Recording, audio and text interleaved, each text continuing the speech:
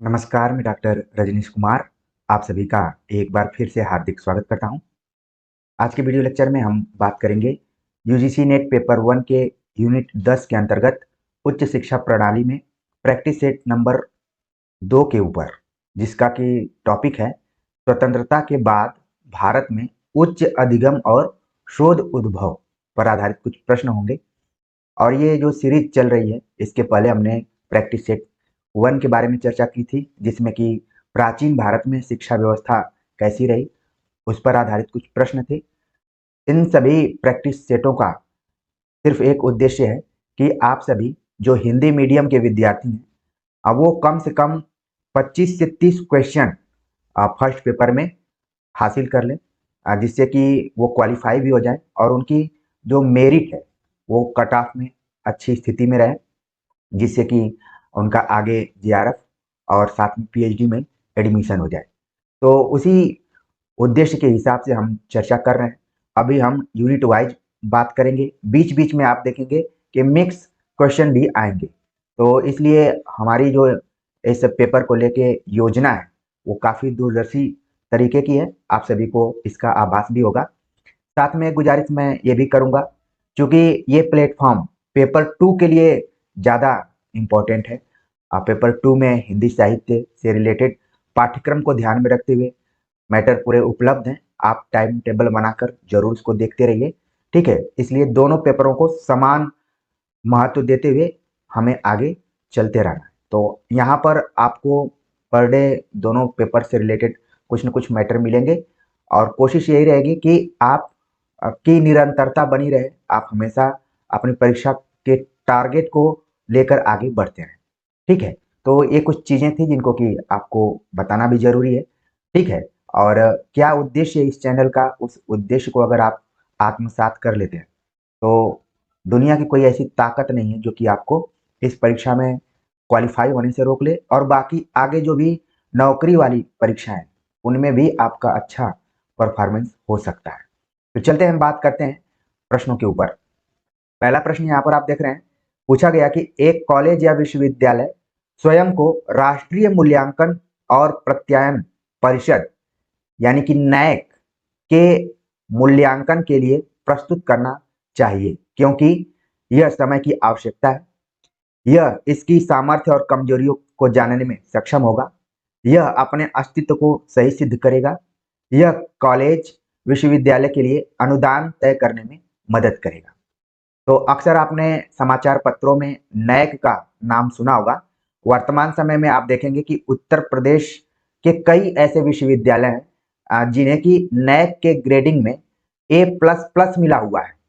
अब वहाँ के विद्यार्थी इस चीज़ का आभास या अनुभूति जरूर किए होंगे कि A++ तो जरूर मिला है, लेकिन क्या क्वालिटी वैसी ही है, A++ लायक है?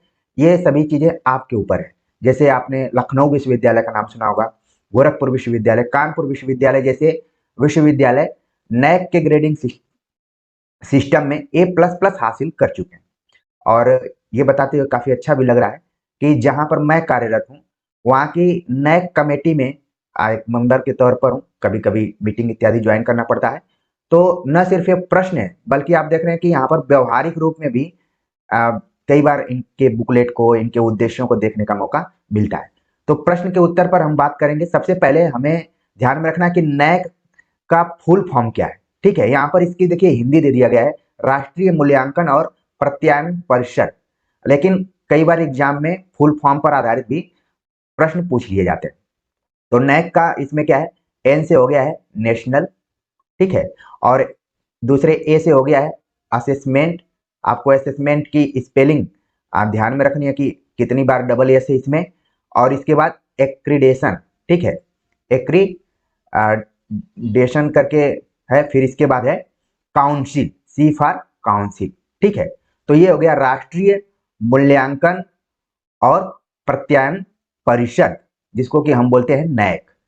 भारत में नैक की स्थापना या फिर इस पर काम करना शुरू कर दिया गया था सन 1994 ईस्वी से, यानी कि जब हम आपसे चर्चा कर रहे हैं तो 2024 चल रहा है, यानी कि 30 वर्ष पूर्व ये सारी संस्थाएं बनाई गई थी, और जो कि विश्वविद्यालयों का मूल्यांकन करती हैं और उनके बारे में वो करती हैं। इनके मुख्य रूप से 3 लक्ष्य हैं। इन लक्ष्यों को जरूर ध्यान में रखिए, क्योंकि बताना इसलिए जरूरी है कि कूट पर आधारित प्रश्न पूछे जा सकते हैं। ठीक है, 3 लक्ष्य कौन कौन से हैं?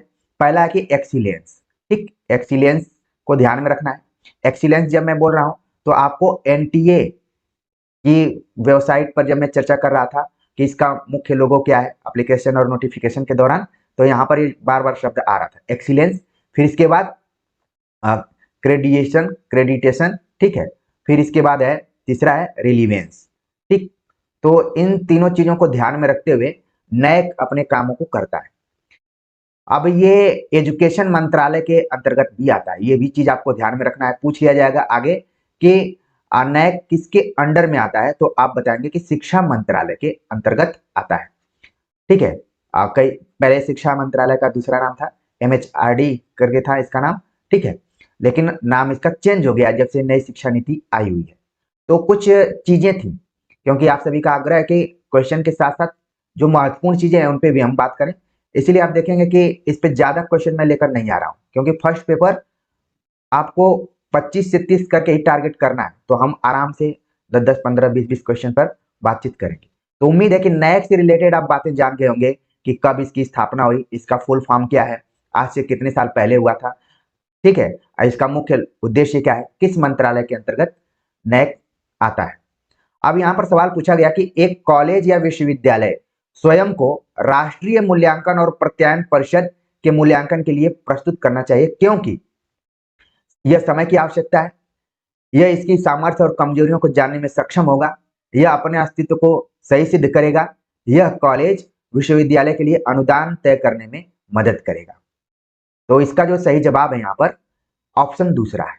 देखिए, सभी ऑप्शन कुछ कुछ अर्ध सत्य टाइप के हैं, ऐसा नहीं कि सभी ऑप्शन फालतू, लेकिन इन सभी विकल्पों में जो सबसे सटीक विकल्प है वो है ऑप्शन दूसरा। यह इसकी सामर्थ्य और कमजोरियों को जानने में सक्षम होगा। जब नैक की स्थापना की गई थी तो इसके 7 पैरामीटर भी बनाए गए। ये भी आपको ध्यान में रखना है, सवाल कई बार पूछ लिया जाता है कि इसमें पहली बात सिलेबस के बारे में, कि सिलेबस का मूल्यांकन करना होगा, उसकी पुनर्समीक्षा। ठीक है, फिर लर्निंग प्रोसेस को ध्यान में रखना है कि किस तरीके से और हायर एजुकेशन को बढ़िया किया जाए, उसमें अच्छी क्वालिटी को लाया जाए। ठीक है, फिर रिसर्च को लेकर इसमें काफी चर्चा की गई कि शोध, जिस हिसाब से हम पीएचडी में एडमिशन लेते हैं और कट कॉपी पेस्ट करके आगे बढ़ने की कोशिश करते हैं, तो आपने देखा होगा कि एक सॉफ्टवेयर बनाया गया, प्लेगरिज्म करके एक सॉफ्टवेयर है, वो चेक कर लेता है। ठीक है, कि कहाँ से आपने, फिर स्ट्रक्चर, जो भी इंफ्रास्ट्रक्चर है उसको ध्यान में रखना है। फिर इसके बाद स्टूडेंट्स फ्रेंडली होना चाहिए, ये नहीं कि सारी चीजें हो गई और स्टूडेंट्स और टीचर के बीच में गैपिंग है, तो स्टूडेंट्स फ्रेंडली चीजों को भी ध्यान में रखा गया है। ठीक है, फिर इसके बाद इनोवेशन को ध्यान में रखा गया है। ठीक है, तो ये कुछ पॉइंट्स हैं जो कि 7 पैरामीटर हैं, आपको ये ध्यान रखना है। तो उम्मीद है कि इस प्रश्न के माध्यम से न सिर्फ आप इसके उत्तर को जान पाए, बल्कि नैक से रिलेटेड अब किसी भी तरीके का प्रश्न आएगा आप आराम से कर लेंगे। आगे बात करते हैं, अगला जो प्रश्न है, ई पाठशाला किसकी संयुक्त पहल है? ऑप्शन दिया गया शिक्षा मंत्रालय, भारत सरकार और एनसीईआरटी। ठीक है, या फिर मानव संसाधन विकास मंत्रालय एमएचआरडी भारत सरकार और एनपीटीईएल, मानव संसाधन विकास मंत्रालय एमएचआरडी और इग्नू, शिक्षा मंत्रालय भारत सरकार और एनआईसीटीई। तो पहले तो आपको ध्यान में रखना, देखिए सब में एक तो शिक्षा मंत्रालय को दिया गया, यहाँ पर एक तरफ मंत्रालय है, दूसरी तरफ कुछ संस्थाओं का नाम दिया गया। हो सकता है कि इस प्रश्न में उन संस्थाओं का बहुत ज्यादा रोल ना हो, लेकिन आगे के एग्जाम में हो सकता है कि इनके फुल फॉर्म को पूछ लिया जाए। ठीक है, और इनके स्थापना वर्ष को पूछ लिया जाए या फिर इनके कार्यों को पूछ लिया जाए।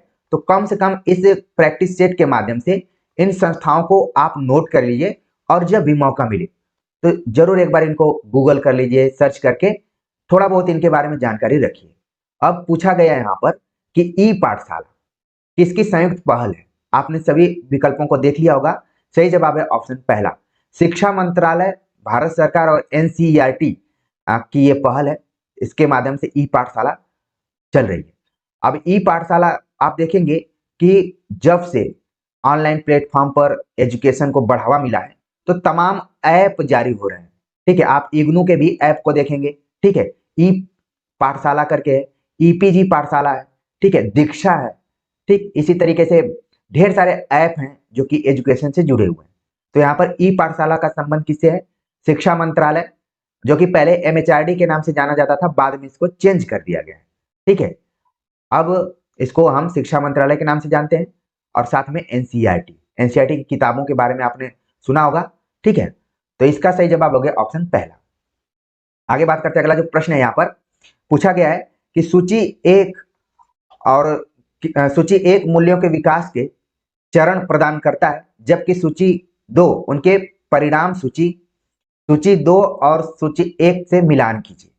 तो यहाँ पर दिया गया है मूल्यों के विकास चरण और परिणाम, और 4 ऑप्शन दिए गए। उन ऑप्शंस के आधार पर हमें इसका सही जवाब देना है कि आखिरकार इसका सही जवाब क्या हो सकता है, ठीक है। तो अगर हम देखें तो ये जो सिद्धांत दिए गए, ऐसा माना जाता है कि आपने सीटेट के एग्जाम में जरूर इस व्यक्ति का नाम सुना होगा, जिनका नाम है जीन पियाजे, ठीक है। उनके द्वारा ये सिद्धांत दिया गया है। 4 सिद्धांतों की उन्होंने चर्चा की हुई है, और वही यहाँ पर विकास चरण के नाम दिए गए। तो कौन किससे जुड़ा हुआ है ये हमें बताना है, ठीक है। अब हम मिलान करते हैं, तो इसका जो यहाँ पर सही जवाब होगा कि पहला है चरण 1 का संबंध किससे है? चरण 1 का संबंध है निमंत्रण के माध्यम से मूल्य संग्रह, यानी कि पहला ही इसमें सही हो जा रहा है। फिर बी का है चरण 2 का संबंध है आंतरिक मूल्यांकन से संबंधित है, और सी का संबंध है मूल्य स्पष्टीकरण। चरण 3 का मतलब है मूल्य स्पष्टीकरण, और चरण 4 का मतलब है मूल्य समेकन। तो इनके माध्यम से ये चारों चीजें यहाँ पर बताई गई हैं मूल्यों के विकास के चरण के रूप में। तो आपको क्या करना है, आप नोट कर लेना इस तरीके से, सीधे सीधे इस आंसर को नोट करने लेना है, जिससे कि आप जीन पियाजे से रिलेटेड अगर आगे भी सवाल आए तो तुरंत आप बता दें, ठीक है। तो 1 में हो गया निमंत्रण के माध्यम से मूल्य संग्रह, फिर दूसरे चरण में हो गया आंतरिक मूल्यांकन, और फिर तीसरे चरण में हो गया आपका मूल्य स्पष्टीकरण, ठीक है, तीसरे में, और चौथे में हो गया मूल्य समेकन, ठीक है। तो इस तरीके से इसका जो यहाँ पर सही जवाब हो गया वो हो गया आपका ऑप्शन दूसरा, ठीक है। तो जीन पियाजे के सिद्धांत कई बार परीक्षाओं में पूछे जाते हैं, इसलिए इसको ध्यान में रखना है। आगे बात करते हैं, अगला जो प्रश्न है कि उच्च शिक्षा संस्थानों में मानवीय मूल्यों को बढ़ावा देने के कारण निम्नलिखित में से कौन सी नेतृत्व शैली सबसे उपयुक्त है? अब हायर एजुकेशन में मानवीय मूल्यों को बढ़ाने के लिए एक चीज यहां पर आप देख रहे हैं कि ध्यान दिया गया है। एजुकेशन का मतलब केवल नौकरी पाना या फिर बहुत हाईएस्ट मार्क्स लाना, ये सब नहीं, बल्कि देखा जाए आदर्शवादी रूप में, सैद्धांतिक रूप में, तो मानवीय मूल्यों को बढ़ावा देने के लिए हम शिक्षित होते हैं, आप पढ़ाई करते हैं। तो क्या इसमें कौन सी शैली सबसे उपयुक्त है?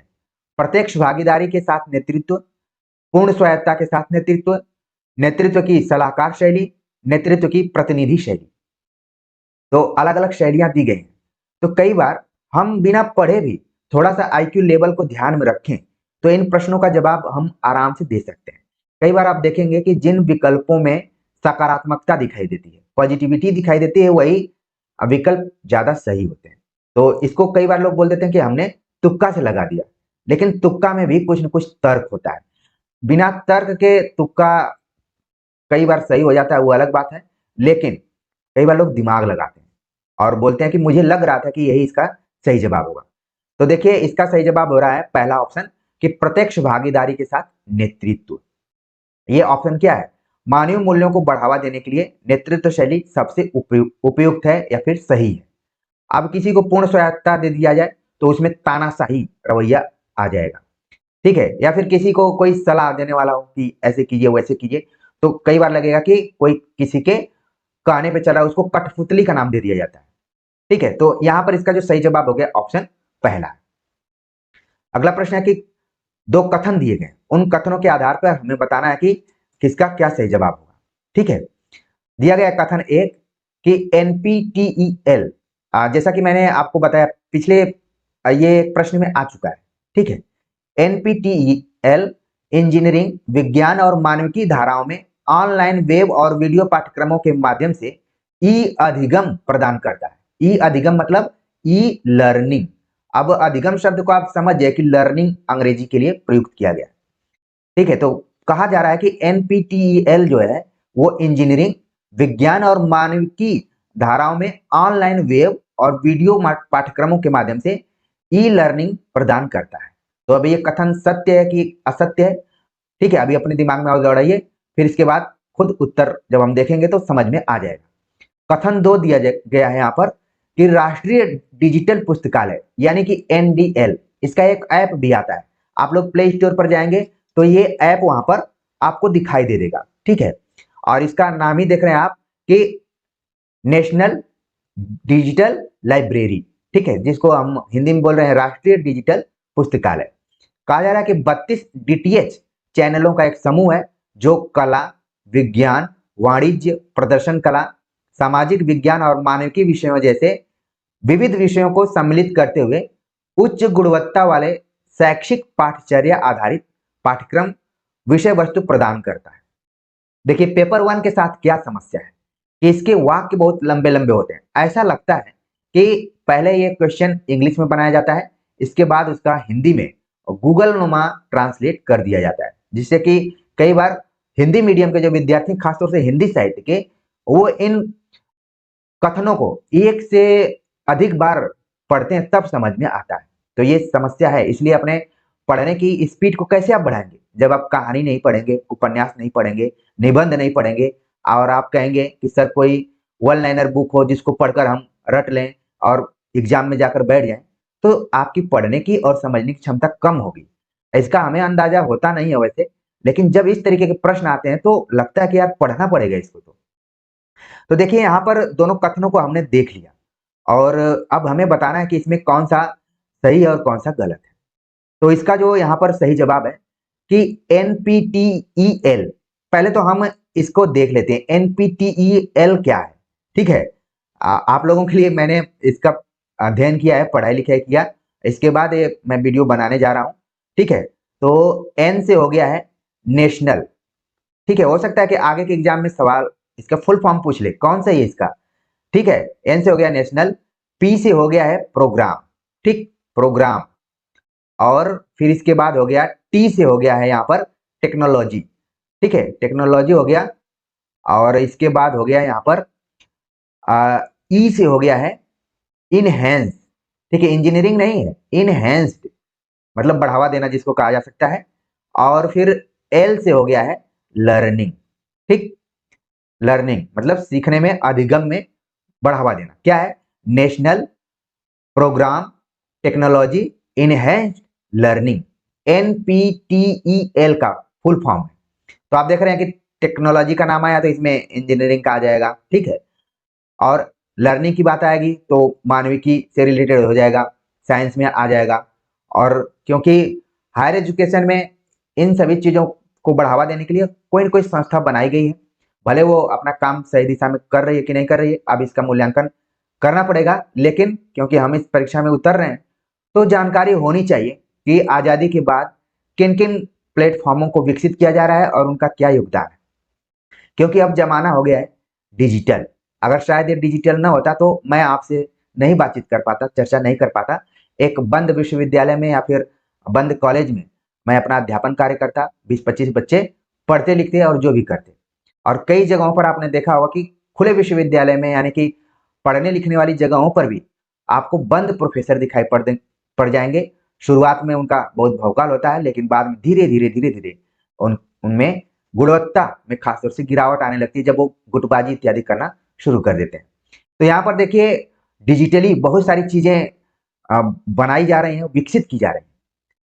तो पहले तो आपके दिमाग में बैठ गया होगा कि एनपीटीईएल क्या है, ठीक है, इसको आप अपने कॉपी पर जरूर नोट कर लिए होंगे। और ये क्या है? कथन सत्य है कि एनपीटीईएल जो है, आप इसको देखेंगे तो आईआईटी और जो भी आईआईएससी है इन सब में बढ़ावा देता है और ह्यूमैनिटीज को भी इसमें शामिल कर लिया गया। क्या इसका काम है कि ऑनलाइन वेब और वीडियो पाठ्यक्रमों के माध्यम से शिक्षा को पहुंचाता है। दूसरा कथन ये है यहाँ पर कि जो एनडीएल वो 32 डीटीएच चैनलों का एक समूह है। बल्कि ये 32 डीटीएच चैनलों का समूह नहीं है, चैनलों के समूह की अगर बात करें तो एक नाम आपने सुना होगा, स्वयं प्रभा। ठीक है, इसका भी लंबा चौड़ा इसकी फुल फॉर्म है स्वयं प्रभा का। इसमें कुल 34 डीटीएच चैनलों की बात की गई है। इसके अलावा जी सेट करके है, जी सेट 15, ठीक है, उपग्रहों के माध्यम से सातों दिन 24 घंटे अनेक अनेक विषयों के पाठ्यक्रमों को पढ़ाया जाता है और उच्च गुणवत्ता वाले कार्यक्रमों को प्रस्तुत किया जाता है। यानी कि आप देखेंगे कि पढ़ाई लिखाई के लिए बहुत सारा प्लेटफॉर्म, ऐप और इस तरीके से वेब वीडियो पाठ्यक्रम आधारित चीजें विकसित की जा रही हैं, ताकि उसमें उच्च गुणवत्ता वाले शैक्षिक पाठ्यचर्या आधारित पाठ्यक्रम विषय वस्तु को प्रस्तुत किया जाए और ज्यादा से ज्यादा लोग उससे सीखें। तो ये कथन क्या हो गया है, गलत हो गया है, और ऊपर का जो कथन है वो सत्य है। इस तरीके से इसका जो सही जवाब है वो क्या है, ऑप्शन तीसरा है। ठीक, आगे बात करते हैं। अगला जो प्रश्न है कि भारतीय परिस्थिति में दूरस्थ शिक्षण संस्थान ज्यादातर किस रूप में कार्य कर रहे हैं? ऑप्शन दिया गया, एकल प्रणाली संस्थान, स्वायत्त दोहरी प्रणाली संस्थान, दोहरी प्रणाली संस्थान, ऑनलाइन प्रणाली संस्थान। तो भारतीय परिस्थिति में देखा जाए तो जो दूरस्थ शिक्षण है, जैसे हो गया इग्नू आपका, ठीक है, राजर्षि टंडन, ठीक, इसके अलावा अन्नामलाई और नालंदा ओपन विश्वविद्यालय, ढेर सारे दूरस्थ शिक्षण संस्थान भारत में मौजूद हैं। और जो लोग कहीं अगर सर्विस कर रहे हैं और उनके पढ़ने की इच्छा है तो ये सभी संस्थान उसमें मदद दे रहे हैं।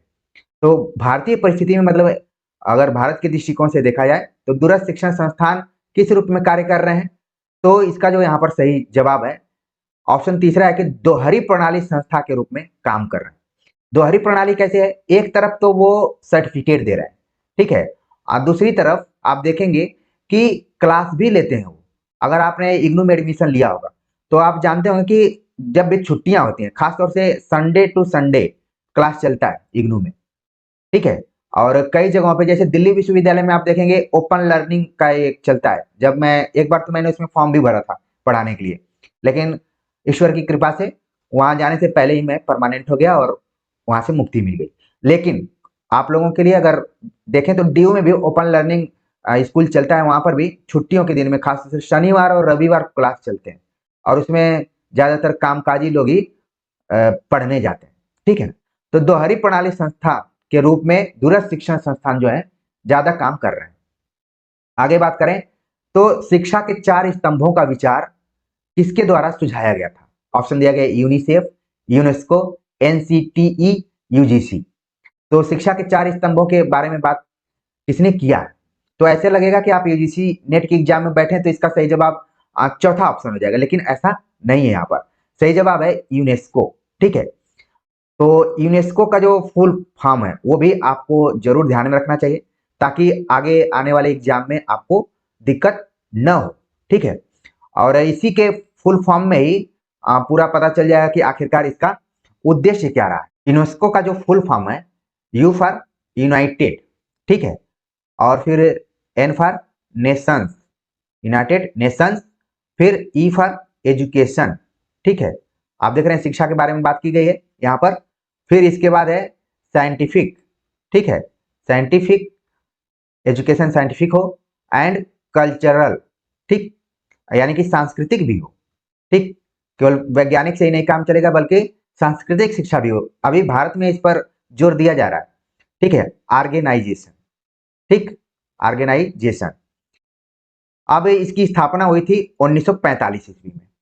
1945 ईस्वी में आप कल्पना कीजिए कि 2025 आ जाएगा तो कितने साल का यूनेस्को हो जाएगा। और आप अगर तैयारी करते होंगे तो यूनेस्को कई बार कुछ संस्थाओं को वो भी देता है कि इस बार यूनेस्को में शामिल किया गया, उनकी संख्या बढ़ती जाती है और आप नोट करते जाते हैं, ठीक है। और इसका जो मुख्यालय है वो कहाँ है, पेरिस है, जो कि फ्रांस में है। तो ये सारी चीजें इस प्रश्न के माध्यम से जरूर ध्यान में रखिए। शिक्षा के 4 स्तंभों के बारे में जो यूनेस्को ने विचार दिया है, सुझाया, वो 4 स्तंभ कौन कौन से हैं? जैसे पहला स्तंभ जो इसमें है, लर्निंग टू नो, ठीक है। क्योंकि मैं ज्यादा इसमें लिखूंगा नहीं, आपको पहले मैं बता देता हूं। लर्निंग टू नो मतलब कि सीखना है कि कैसे कोई चीज जाने।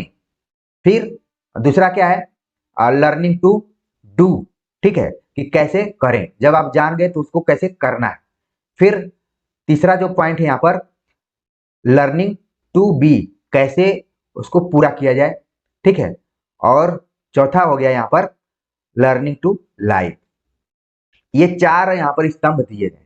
ठीक है, learning to know, learning to do, learning to be, learning to live. ठीक, लाइव मतलब यहाँ पर जो लाइव स्ट्रीमिंग होता है वो नहीं, लाइव मतलब कैसे दुनिया में शांतिपूर्ण माहौल को बनाया जाए। ठीक है, जीवित रहने के लिए बनाया जाए, क्योंकि आप जानते ही हैं कि दुनिया में अलग अलग जगहों पे युद्ध भी चलता रहता है, कभी कभी आपने सुना भी होगा। ठीक है, तो यहाँ पर इन सारी चीजों को है कि अगर आप शिक्षा, इसलिए कहा जाता है कि शिक्षित जो समाज होता है बहुत सारी चीजों में बदलाव करता है और सकारात्मकता की तरफ ले जाता है। ठीक, तो यूनेस्को का ये सुझाव था, इनके इन स्तंभों पे हमें काम करना चाहिए। आगे बात करते हैं, अगला जो प्रश्न है पूछा गया कि ई पाठशाला सभी कक्षाओं के लिए डिजिटल पाठ्य पुस्तकों तक पहुंच प्रदान करती है। इन पुस्तकों में निम्नलिखित में से कौन सी विशेषताएं, ई पाठशाला की जब भी बात की जा रही है तो आपके दिमाग में इसके पहले एक सवाल भी आया हुआ था। ठीक है, कि कौन कौन मिलकर बनाया हुआ है।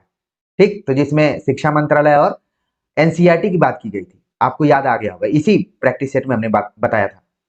तो कहा गया कि ई पाठशाला सभी कक्षाओं के लिए डिजिटल पाठ्य पुस्तकों तक पहुंच प्रदान करती है। यानी कि आप अपने मोबाइल में बिना किताब खरीदे इधर उधर मार्केट में गए हुए आप ऐप डाउनलोड कीजिए, वहां से जिस भी क्लास का आप चाहते हैं आप उस क्लास की पुस्तकों को पा सकते हैं। कितना आसान हो गई शिक्षा।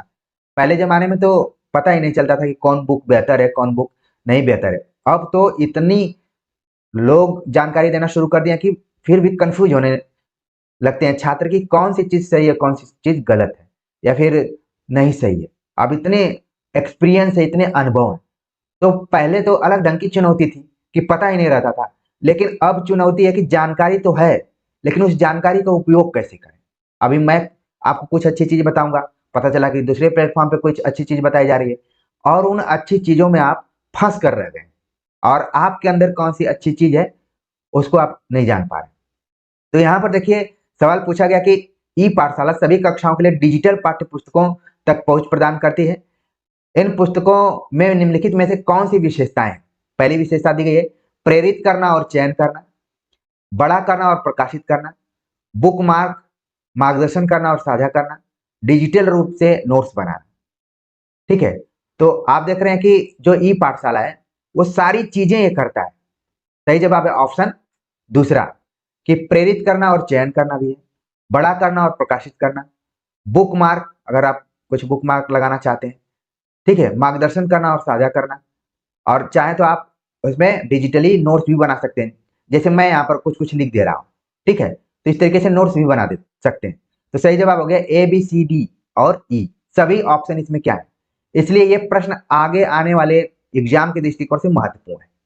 अगर मान लीजिए इसमें से 4 ऑप्शन आ जाते हैं और कूट दे दिया जाता है कि कौन सा सही कूट है, तो भी आप इसमें से एलिमिनेट करके बता सकते हैं कि क्या आंसर होगा।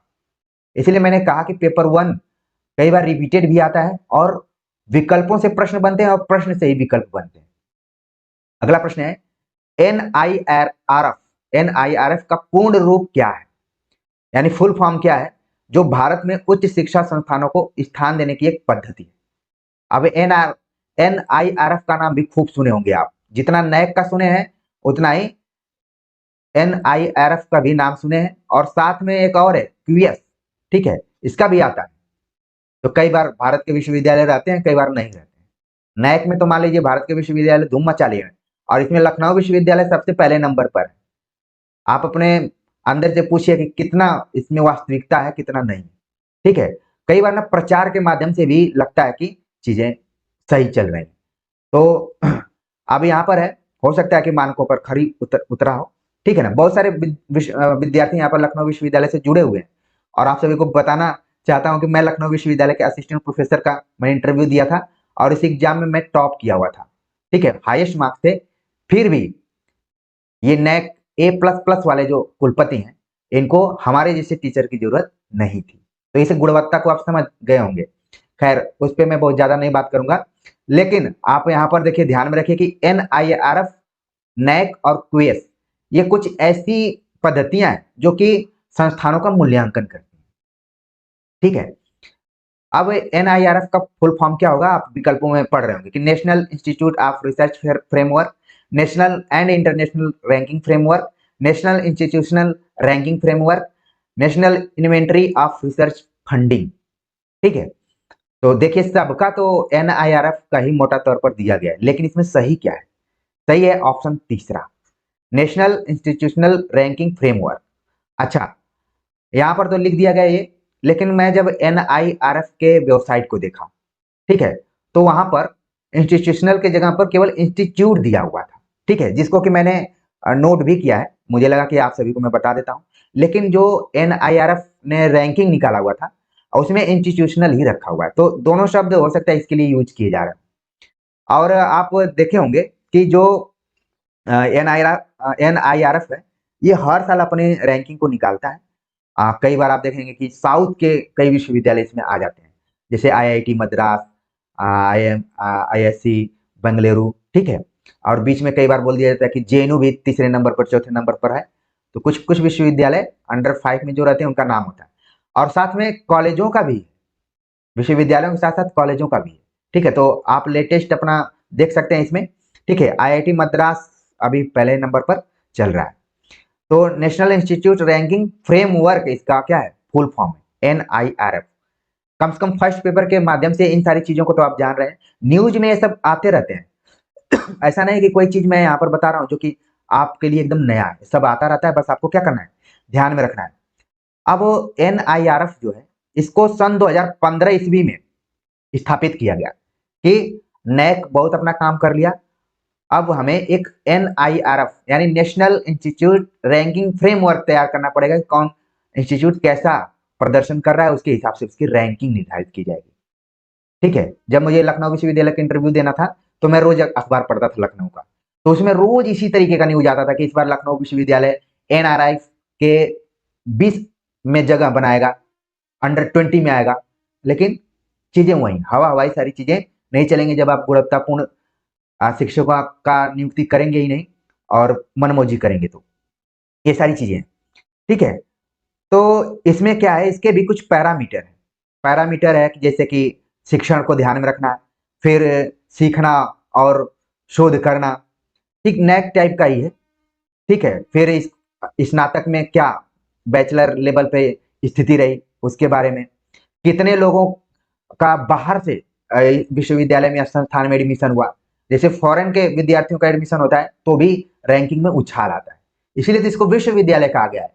कई विश्वविद्यालयों को आप देखेंगे भले उनका नाम है विश्वविद्यालय, लेकिन लोकल ही 2-3 जिले के बच्चे पढ़ते हैं उसमें, लेकिन नाम है विश्वविद्यालय। कई तो एक कदम आगे बढ़कर अंतर्राष्ट्रीय विश्वविद्यालय भी लिख देते हैं, जैसे एक है महात्मा गांधी अंतर्राष्ट्रीय हिंदी विश्वविद्यालय, लेकिन पढ़ने वाले कहाँ के विद्यार्थी हैं, यूपी, बिहार, मध्य प्रदेश, महाराष्ट्र के। ठीक है, आप कितने बच्चे वहां हिंदी पढ़ रहे हैं मुझे नहीं पता है, वर्धा के भी बच्चे यहाँ पर जुड़े हुए हैं, आप एक बार जरूर सर्च करके कमेंट कर सकते हैं। और आखिरी इसका जो पॉइंट है कि सहकर्मी धारणा, यानी कि आप अपने कलीग के साथ किस तरीके से व्यवहार कर रहे हैं, क्या कर रहे हैं, विश्वविद्यालयों में टीचर्स कलीग के रूप में किस तरीके से हैं, इससे आप लोग भली भांति परिचित हैं। तो देखिए फर्स्ट पेपर जब मैं पढ़ाने जा रहा हूँ तो अपने पुराने दिनों को भी मैं याद करने लगता हूँ, कई बार जैसे चीजें दुख पहुंचाते हैं। लेकिन क्या है ये, तो इस प्लेटफॉर्म को मैं कौन सा नाम दूं, कोई यूनिवर्स का नाम दूं कि इंटरनेशनल प्लेटफॉर्म दूं, क्योंकि आप लोग हैं तो हमारी ताकत है, जिसके हाथ में जो है वो कर रहा है और हमारे हाथ में जो है हम कर रहे हैं। तो पढ़िए और आनंद के साथ पढ़िए, मजा आने वाला है पेपर 1 में। और आज का जो आखिरी प्रश्न है कि भारत में कौन सा निकाय तकनीकी शिक्षा का नियंत्रण और देखरेख करता है, यानी कि टेक्निकल एजुकेशन पर कंट्रोल कौन करता है, उसको उसका मॉनिटरिंग कौन करता है। ऑप्शन दिया गया है AICTE, NCTE, MCI, ICSSR। तो 4 ऑप्शन यहाँ पर दिए गए और हमें बताना है कि कौन करता है। तो सही जवाब हो गया यहाँ पर ऑप्शन पहला। ठीक है, AICTE नाम की जो संस्था है वो तकनीकी एजुकेशन, टेक्निकल एजुकेशन पे अपना कंट्रोल और इसकी मॉनिटरिंग करता है। अब इसका फुल फॉर्म क्या है इसको नोट कर सकते हैं आप, इसका है ऑल इंडिया, ठीक है, ऑल इंडिया काउंसिल, आप मिलाते जाइए, मैं स्पेलिंग लिख दे रहा हूं, for technical university, sorry technical education, ठीक है, टेक्निकल एजुकेशन, ये चीज है। तो यहां पर देखिए टेक्निकल शब्द लगा हुआ है, वैसे तो आप देखेंगे तो ये भी आपको फंसा देगा, ठीक है। बाकी ये सब देखिए है ही नहीं, तकनीकी में इन्हीं दोनों ऑप्शन में मुकाबला था, तो सही जवाब हो गया ऑप्शन पहला, ठीक। तो इस तरीके से हमने स्वतंत्रता के बाद भारत में उच्च शिक्षा के क्षेत्र में और शोध के क्षेत्र में क्या क्या काम हुए हैं उनका एक छोटा सा नमूना देखा है, ठीक है। और एक इससे आइडिया मिली है कि जब भी आप किताबों को पढ़िए, फर्स्ट पेपर को पढ़िए, तो ऐसी संस्थाओं के बारे में, इस तरीके के ऐप के बारे में, ठीक है, जो भी विशेषताएं हैं उनको जरूर अपने दिमाग में रखिए और टारगेट रख कर चलिए कि 25 से 30 क्वेश्चन आपको सही करने हैं। तो उम्मीद है कि आज का ये लेक्चर और प्रैक्टिस सेट आप सभी को अच्छा लगा होगा। आप सभी के कमेंट्स का इंतजार रहेगा। बाकी हम मनुष्य हैं, तो मनुष्य अपने फ्लैशबैक को कई बार देखता है और उससे प्रेरणा लेता है, उसको चुनौती के रूप में लेता है और आगे बढ़ता है। तो कुछ अगर हमने बातें ऐसी की होंगी जो कि पर्सनल तौर पर है, तो आप सभी हमारे फैमिली के रूप में हैं और अलग अलग जगहों पे हैं, तो कई बार मन में आता है तो हम बता भी देते हैं। तो इसको पॉजिटिव लेना है और हमारा भी मनोबल बढ़ाना है कि आप जो भी काम कर रहे हैं बहुत अच्छा कर रहे हैं। कोई कुलपति होगा तो एक विश्वविद्यालय का होगा, हमारे यहाँ तो सैकड़ों विश्वविद्यालयों के बच्चे जुड़े हुए हैं और काफी मुझे प्यार भी करते हैं। तो आज के लिए बस इतना ही, मिलते हैं एक नए टॉपिक के साथ, तब तक के लिए नमस्कार।